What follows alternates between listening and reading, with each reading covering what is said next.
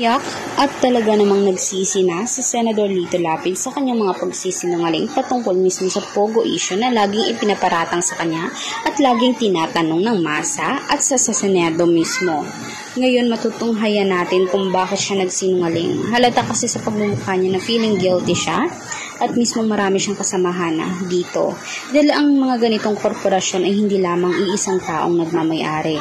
Maaari dito kasi na korporasyon din sila, marami silang stakeholders at mismo maraming mga shares ng mga senador din ang gustong mag-invest at mag-grow ang kanilang money sa pamamagitan ng Pogo.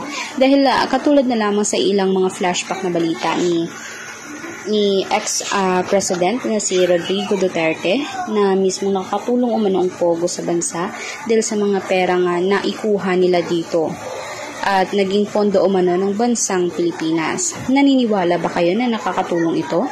Dahil kung tutuusin ay pumipera lamang ito sa mga sambayan ng Pilipino. Patuloy nilang niloloko through advertisement ang mga Pinoy na kuno-kunwari ay magkakapera. Pero yun naman pala ay sa bandang huli ay talo din naman kasi sugal iyon hindi naman pwedeng trabauhin.